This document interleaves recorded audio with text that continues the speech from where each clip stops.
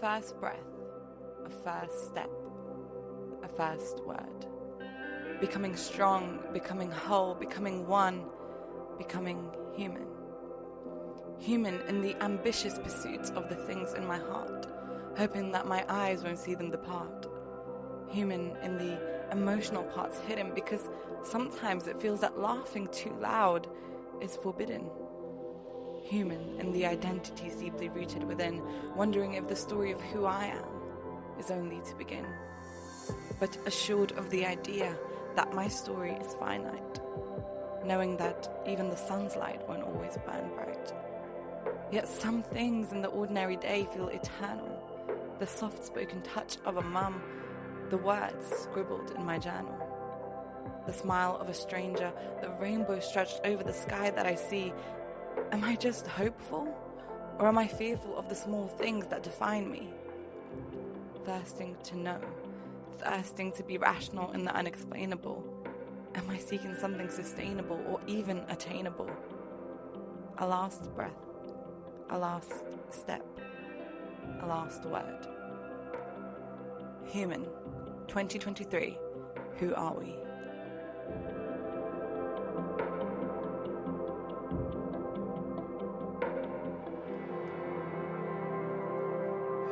Hello, welcome everybody to Human 2023. This is day 4 of our events week, and you are so welcome to be here. It's wonderful to see so many of you here.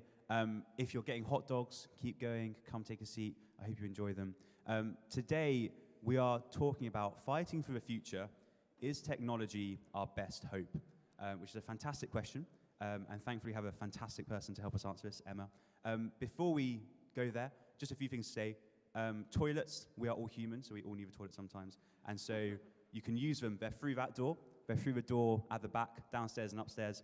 And if you need to leave at any point, please feel free to do so. You've got lecture, supo, or if you just need to go get a bit of space, please do that. But yeah, I've got the pleasure of introducing you to Emma. Emma, who are you? What do you do? Say a bit about yourself. Thanks, Sam. Back in the day, I was a Natski at Emma.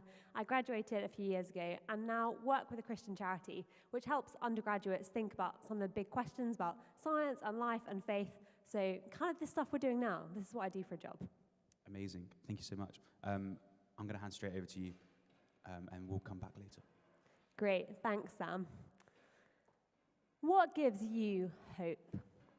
A few weeks ago, I listened to one of those end-of-the-year review podcasts where they look back on 2022. And the presenter asked that question to a series of public figures. What gives you hope? It's a poignant question for our times, isn't it? As we look out at the world at the beginning of 2023, I imagine what a lot of us see is, frankly, a bit of a mess. We see corrupt leaders, war in Ukraine, earthquakes in Turkey, mass shootings in America, abuse scandals, structural injustice, disconnected societies, loneliness, and perhaps most worryingly of all, an environmental crisis which people are calling the 6th Great Extinction Event. It's no wonder that we as Gen Z are a chronically anxious generation. What can possibly give you hope for the future in a world that feels like it's falling apart? Now, the people interviewed on this podcast had a range of answers.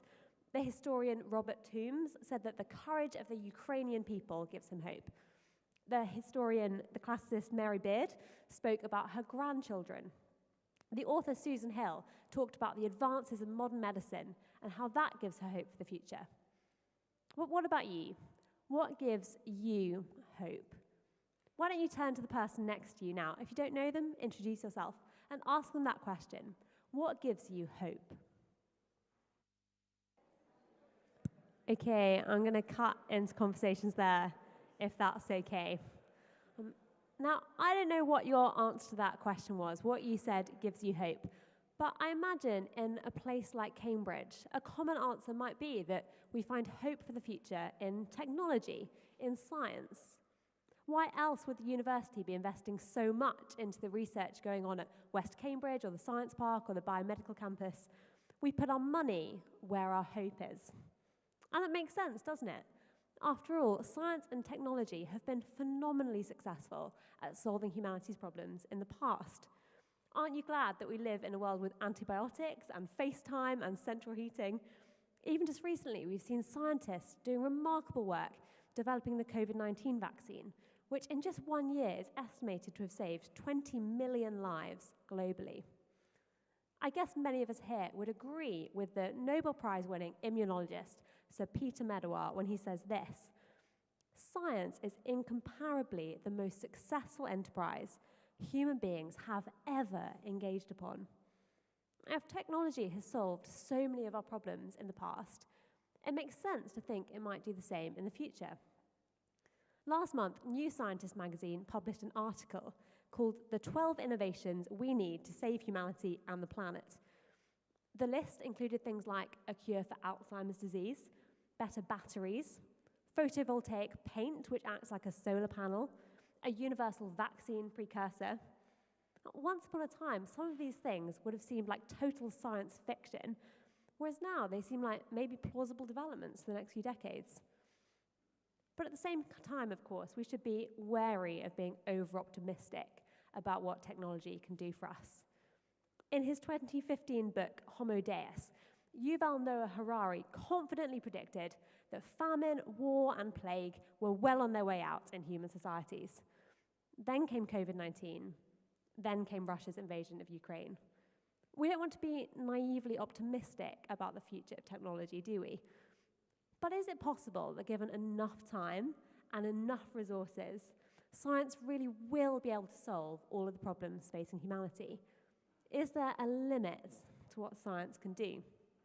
Interestingly, Sir Peter Medawar, the same guy who said that science was the best thing humans have ever done, also wrote a book called The Limits of Science. And in it he writes this: "That there is indeed a limit upon science is made very likely by the existence of questions that science cannot answer, and that no conceivable advance of science would empower it to answer." There are some questions, aren't there, that science just isn't set up to answer. Questions like, why are we here? What does it mean to live a good life? Is there anything more to reality than this physical universe? And when it comes to questions like these, science simply doesn't have anything to say. That's not to downplay science. Science is great at what it does, but it just wasn't set up to answer deeper questions like these. But you might say, that doesn't need to be a problem. Surely we can just unite around science and technology to make the world a better place, even as we disagree on those deeper questions about why we're here. But the issue is that leaves us stuck with a question. What does it mean to make the world a better place? Science alone will not tell us what constitutes a good world. Actually, only religion and philosophy are equipped to make those kinds of value judgments. But I want to propose that there is an even greater limit constraining science's ability to solve humanity's problems, and it's this. Science and technology cannot do the one thing we really want them to do. Technology cannot cheat death. Because ultimately, that's what we're really hoping technology will do for us, isn't it? Keep death at bay. Maybe if we take just the right supplements, we'll be able to extend our lifespan just that little bit longer. If we hurt ourselves or we get sick, maybe a robot surgeon will be able to patch us up again. Or maybe if we can just get some of the CO2 out of our atmosphere, our scrawny little species will be able to cling on to existence just that little bit longer. But all of these things are a temporary fix, aren't they? As a friend of mine who's a doctor likes to say, even the best medicine is just kicking the can down the road. One day, all of us are going to die. Death is the big unavoidable fact of life. Even the universe itself, ancient though it is, cannot escape that fact. Now, if you did any physics at school, you'll know the universe is expanding. And physicists predict it's going to keep expanding. In 5 billion years, our galaxy will collide into its neighbor. In 100 trillion years, the last star will burn out. And in 10 to the power of 100 years, matter and energy will be so dissipated across the universe that there will be nothing at all really going on. That's what's known as the heat death of the universe. Now, heat death is an inevitable consequence of the second law of thermodynamics. Science can tell us it's going to happen, but it's powerless to stop it. Even if one day we were able to indefinitely extend human lifespan using biotechnology, even if we somehow figured out how to upload your consciousness to the cloud, we're not going to survive the heat death of the universe. Try as we might, technology cannot ultimately cheat death. But it's not only physical death that's the issue. We're haunted by another kind of death that science and technology are powerless to do anything about. The Bible speaks of a kind of death which isn't physical, but spiritual. Not heat death, but heart death. You are dead in your sins, writes Paul, one of the New Testament authors. We're talking about the problem of human evil. If we could have the next slide, that would be great. There's a reason that science and technology, as well as great goods, have brought great harm. There's a reason that as well as vaccines and iPhones and green energy, science has also brought us environmental destruction and cyberbullying and nuclear bombs. Watching the most recent series of Stranger Things, I was caught by this line given to the central antagonist, explaining why he's become the monster that he is. Humans are a unique type of pest, multiplying and poisoning our world, all while enforcing a structure of their own, a deeply unnatural structure. His viewpoint is so twisted, but there's also something in it, isn't there? Humans have poisoned the world. There is something deeply wrong with our species in the way we treat our world and the way we treat each other. And that wrongness penetrates deep into each of us, doesn't it? Who here can say they're not complicit in the way that humans have trashed the natural world? Who here can say they've never caused harm to another human being? I think the Bible's metaphor of being dead in our sins is so powerful to describe this problem of the evil in the human heart. To be dead is to be cut off from life and light and goodness. And that's what we see when we look at evil, isn't it? There is no life or light or goodness in a North Korean prison camp or in a sweatshop full of exploited children or in a hate-filled online chat room. To be dead is also not a problem we can fix ourselves. And I think that's helpful in showing why human evil and corruption is not a problem that science and technology can fix. Adam Frank, an American professor of astrophysics, writes this on his blog. We can see how powerful a tool science can be in helping us forge a path towards better lives. But in the end, it's not science that will save the world. We will have to do that for ourselves. Do you see what he's saying there? Science, though powerful, is merely a tool wielded by human beings. When we say we're putting our hope in science or in technology, what we're actually doing is putting our hope in humans. And we've seen that humans are the problem, right? It's all very well for Mary Beard to say she puts her hope in watching her grandchildren play, but who's to say they're going to grow up to be any better than the rest of us? Science and technology in the hands of corrupt people can't fix the problem of human corruption. They can't fix our dead hearts. So, where are we? It seems that technology, powerful though it is, can only offer us a very limited kind of hope for the future. Technology will never allow us to cheat death, nor will it solve the problem of our dead hearts. Where does that leave us? Well, perhaps we just have to accept that to hope for the world to get any better than this is really a bit foolish.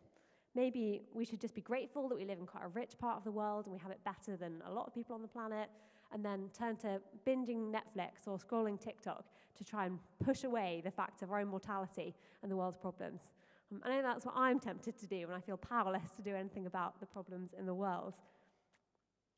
Alternatively, we've got to find a better option for hope. An option for hope that offers both a real and sure hope, not just for ourselves, but for the future of our planet and of humanity too. On the podcast episode I mentioned earlier, there was one final person asked what they find their hope in. The journalist Peter Hitchens. He answered that he finds his hope in these words from the Bible, sometimes read on Christmas Day in churches. He's talking about the things of the material world. I've preserved the old language because that's what he said. Can we have that up on the screen? Is that okay? Thanks. They shall perish, but thou remainest. And they shall all wax old as doth a garment, and as a vesture shalt thou fold them up, and they shall be changed. But thou art the same, and thy years shall not fail. Though the world might perish, says Peter Hitchens, though this universe might wear out like an old pair of jeans, there is hope in a God who will remain the same forever, whose years shall not fail. Now you might say, that doesn't sound like any kind of hope at all. If the world's still going to perish and us along with it, what comfort is it to me if there's a God who's going to outlive it?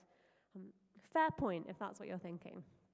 But if our biggest problems, death and evil, can't be solved from the inside, then the only solution is going to be if there's a solution that comes from the outside. And I want to take you briefly to an incident from the life of Jesus, which gives me real hope for the future. Now, as related by the ancient historian Luke, Jesus and his disciples are on their way to a town called Nain. And as they come up to the gate, they see this procession coming the other way. As they get closer, they realize that it's a funeral. A dead person was being carried out, writes Luke, the only son of his mother, and she was a widow. It's a tragic scene. Death has taken from this woman first her husband, then her son. We don't know what kind of family they were, rich, poor, respected, looked down on, but it doesn't much matter. As Aaron Burr sings in Hamilton, death doesn't discriminate between the sinners and the saints. It takes and it takes and it takes. Death has taken everything from this woman. Now, you might expect a respectful nod from Jesus as the funeral moves past, but that's not what happens at all. Going up to the grieving widow, we're told that Jesus' heart went out to her. Literally, he felt for her in his guts. Then, touching the wooden frame that the dead man is being carried on, Jesus says these words, "Young man, I say to you, get up." And he does. The dead man sat up and began to talk, and Jesus gave him back to his mother. In the presence of Jesus, death works backwards. As this boy sits up, blinking in the sunlight, Jesus has done what no medicine, no technology could ever do. He's cheated death. I know that raises all sorts of questions. If you think I'm totally ridiculous to be presenting a miracle like that as history, please do come back tomorrow. That's the very objection we're going to be addressing. But maybe you're questioning how this episode offers any kind of hope for us. How does it offer any solution to our problems of death and evil? Sure, this guy might be alive again for now, but he's going to die again later, and the world is just as corrupt as it ever was. But fortunately, the people who witnessed this event, who saw the significance of what happened, can interpret it for us. Luke writes, "They were all filled with awe and praised God. 'A great prophet has appeared among us,' they said. 'God has come to help his people.'" The crowd know that only God can reverse death like that. Jesus is God come to help his people. And this temporary reversal of death is only a sign pointing towards something much bigger that he's come to do. See, at the end of Luke's account, you might know this, Jesus himself also dies and is raised to life. But unlike this widow's son, Jesus rises to never die again. In his own resurrection, Jesus doesn't just cheat death, he defeats it once and for all. Now, if that's true, that's incredible hope for you and me, isn't it, as we face a scary future? But it's more than that too. Jesus offers a hope for our whole universe facing heat death. The Bible tells the story of how the God who made the world will remake it without death. The final book of the Bible, Revelation, uses beautiful poetic language to paint a picture of this restored world. Let me read it to you. "Then I saw a new heaven and a new earth. for the first heaven and the first earth had passed away. And I heard a loud voice from the throne saying, "Look, God's dwelling place is now among the people, and he will dwell with them. He will wipe every tear from their eyes. There will be no more death or mourning or crying or pain, for the old order of things has passed away." According to God, that's how the story of humanity ends. Not in eventual extinction and the heat death of the universe, but in life that goes on forever. Sounds good, doesn't it? That's a future that you're invited to if you'll only take up the invitation. But you might be thinking, how can you have a world with no more tears if people are in it? Haven't we established that people are the problem? Well, here's more good news. Jesus has power not only over physical death, but over spiritual death, heart death too. Speaking to a group of Christians, in the same breath that the author Paul says you are dead in your sins, he also says, God made you alive with Christ. God promises that he can bring not only physical life to our bodies, but spiritual life to our dead hearts. He offers us a clean slate from all the evil in our past and a new heart that can enjoy gifts like science and technology without using them to hurt other people. In Jesus, there is a genuine hope on offer that our great problems in the world, death and evil, will be solved. Now, I don't know how you answered that question earlier, what gives you hope? But unless your hope can solve our two great problems of death and evil, you might just want to ask yourself this question. Is it enough? Is it enough to pin all your hope for the future on something that may or may not make our world just a little bit better, even though we're all going to die anyway and evil will still reign? Or might it be time to seriously consider whether Jesus might offer a better place to put your hope? I'm naturally quite an anxious person. Being Gen Z, that is maybe not surprising. But personally, I can't tell you what a wonderful thing it is to be able to look death and evil in the eye and say, I don't have to be afraid of you because I know Jesus and I know that he's defeated you. As we look out at a world that feels like it's falling apart, maybe that's something that sounds attractive to you. If that's you, do chat to a Christian who's on your table. Come find me afterwards, and we'd love to help you think through how to explore these things a bit further. But for now, it's back over to you guys. And I want you, with the people you're sat with, to discuss this question. What's your reaction to the hope Jesus offers? And a bit like we did yesterday, if we're here, there are a few options you might want to choose from. Maybe you think, it doesn't make sense to me. I've just been talking rubbish for the last 20 minutes. Maybe you don't think you need that kind of hope. Maybe you'd say, oh, it sounds good, but I just can't believe that it's true. Maybe you'd say, I believe it in theory, but I wish it impacted my life more. Or maybe you're all in and you think, I love this, I love being reminded of it. So chat with the people around you about that. And then there's another optional question. How does your current hope hold up in the face of death and evil? If you're feeling brave and you want to keep talking about those hopes you shared earlier, maybe chat just about that one. Then we're going to have some time for Q&A. So there should also be a slide coming up. Sorry, it's not on this one. With a pigeonhole link and a QR code. So do send in all of your questions to that. Maybe the tech guys can have us flip between the two for a bit. But yeah, over to you.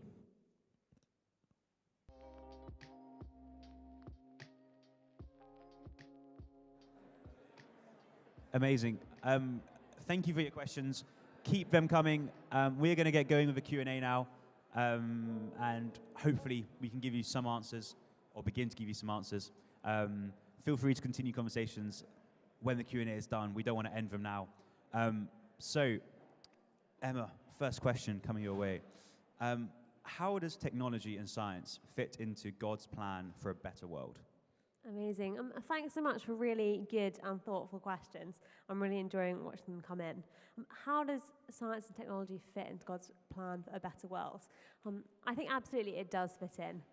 Thinking about the new world that God is going to make, I reckon science and technology will be there, for sure. All the best bits of the science and technology we do now, plus probably a load we've never even thought of, I think will definitely be there to be able to be used as it was meant to, not used to hurt other people, blow people up, but actually used for good, to explore the world that God's made, get to know him better. But what does that mean for now? How do we use science technology now? I've kind of argued that technology is not what is going to make the world perfect for us, but for sure, I think there is really good reason.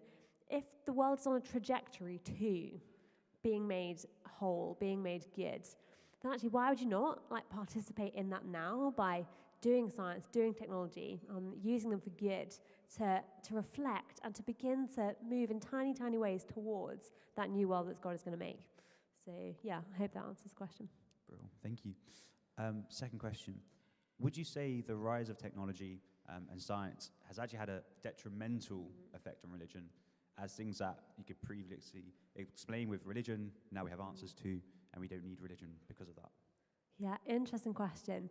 I think it's actually quite a complex one to answer, because there certainly is a sense in which the rise of modern science has meant that superstitious beliefs about where weather comes from or how a plant grows have been replaced by scientific theories. Actually, we know the physical processes that make those things happen now.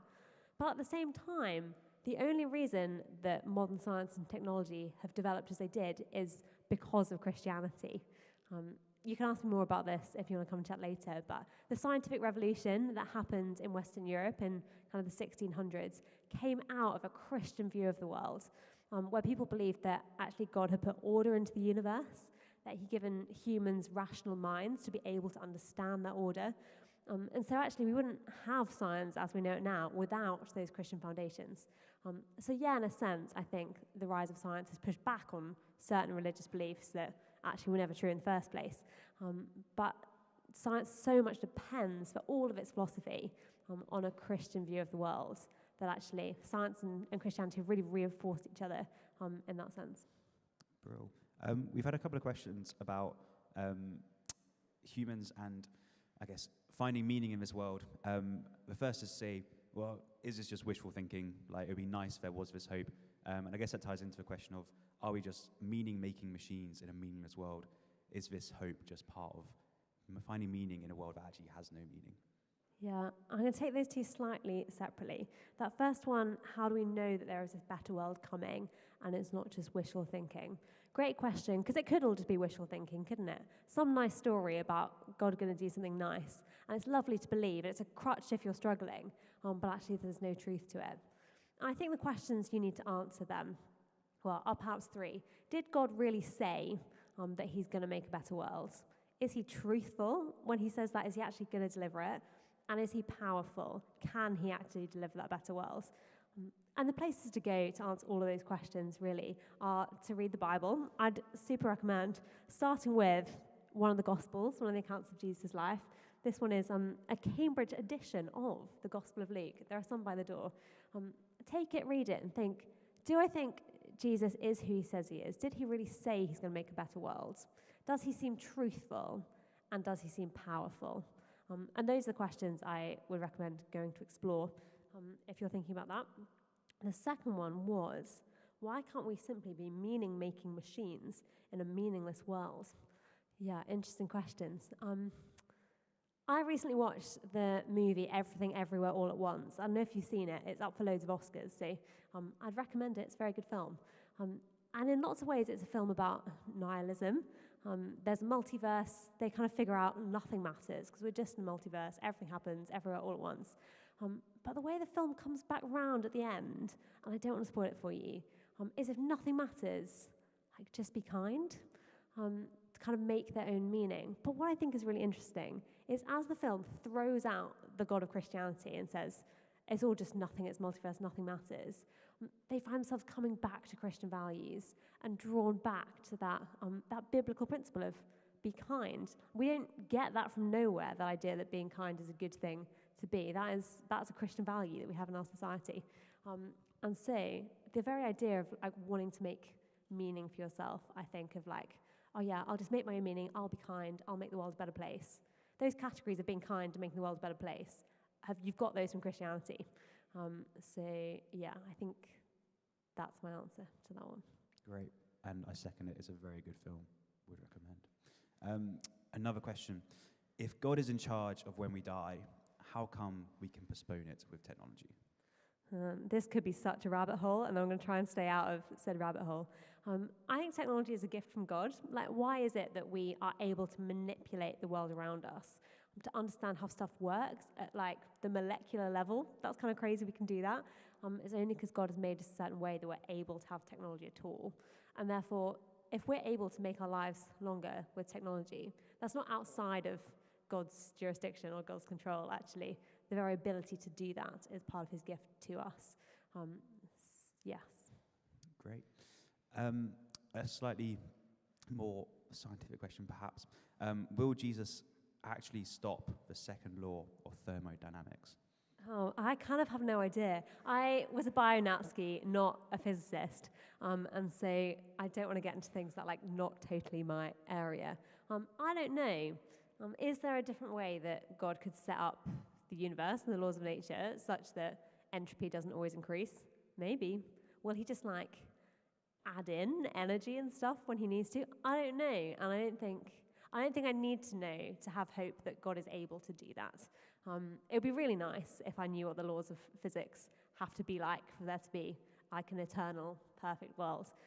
I don't know that, but I trust that God is enough bigger than me that he can know that and can figure that out. Great. Slightly different angle. Do we just have this hope because of the stories we grew up hearing?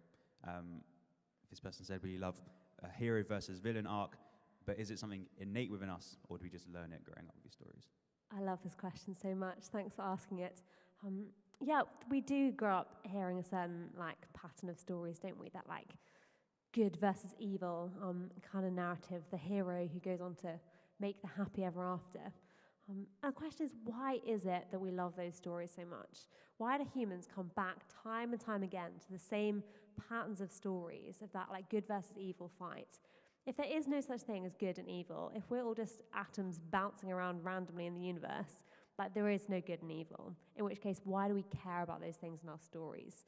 I think actually the fact that we are so drawn to those kind of narratives, those kind of stories, and they resonate with something so deep in us, suggests there is truth in those kind of stories. So yeah, and I don't want to argue that actually the Christian story, that grand narrative of God making the world, us rebelling against him, him sending Jesus to die for us and to redeem us, to make the world good again, that is the ultimate story that all others are pointing to.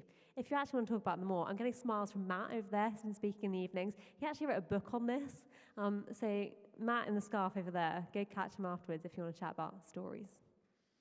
Nice. Big question. Go for it how you want. What are your thoughts on AI? On AI? Yeah. Oh, big question. Again, not my specialist field. What do I think about it? AI, it's pretty cool, isn't it? Like, I think it's kind of wild that humans can create something that looks so much like it is intelligent. That maybe, like, gives away what I think about AI as being conscious. But, yeah, I think the fact that we are able to create in a way that you can't imagine like a dolphin or a dog making an AI, can you? Points to something about humanity that is so unique and so special. The Bible talks about that as being made in God's image. That actually God has made us a little bit like him to reflect his creativity, his character, his relationality. And the fact that we can create something like that actually shows, yeah, I think points towards the truth of us being made in God's image. I'm sure lots of you have way more intelligent thoughts about AI than I do. Great. We've got so many good questions. I'm very sorry. This may well end up being our last one. Jesus, he was pretty prominent in what you were saying. The question is, what did he do so that he could offer hope? Oh, that's the killer question. What did he do so that he could offer hope? I really want to get you to read about it for yourself in one of these books, but I can give you a bit of a taster. Jesus rocks up claiming to be God become human. Like, that's a wild claim, isn't it? He wanders around first century Israel, like doing crazy things. We've seen that this lunchtime, haven't we? Raising someone from the dead, healing people, performing amazing miracles. Ultimately, dying, he says, in the place of corrupt, evil human beings, taking their evil, their corruption on himself, dying and rising again so that in exchange, he taking our evil, we can have his life and his goodness.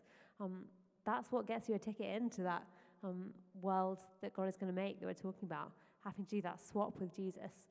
So he takes our evil, we get his goodness and his life. That's the ticket in. So do chat to someone on your table if you want to think more about that. Brill. I think we're going to have to leave it there. I'm very sorry. Thank you for your questions. Are you able to stick around if you have more questions? Yeah, I'll hang around. Amazing. Come find Emma if you want, or ask someone that came with you. Thank you so much, Emma. It's been great to have you. Just a few things from me before we finish. We have more events happening. This is not the final event of the week. We've got tomorrow as well. We have more this evening. There's iConnect Cafe, a place to chill, chat, connect, I think. That's the 3 words. Joel's saying it's not. I can't read his lips. I'm really sorry. But anyway, it's a great place to come along. For international students, if you want to come meet some other guys, be fantastic. And then this evening we have another event, Longing to Belong. Come and find out more about that. Matt will be with us again. If you've been to the other events, you know it's been really thought-provoking, so would encourage you to do that. A few books to plug. There's one book which is fantastic on what Emma said. We don't currently have it with us today, but there's a sheet where you can sign up for it. It's to do with Can Science Explain Everything? Please do put your CRS ID down and we'll get you a copy. We'll have more at later events. If you are desperate for answers to that, 2 books you can pick up today. The first is Confronting Christianity, which is a brilliant book talking about loads of different questions. Chapter 7 in this book will try and help answer that question of do we still need science if we have religion? Do we still need religion if we have science? I don't know which way around it is. It's something like that. But also, is Christianity a Western religion? This book talks about loads of things, including science. It's a final chapter, chapter 20. This may well come at it from a slightly different perspective, not necessarily a Western perspective, but this would also be a good book to pick up to answer that question.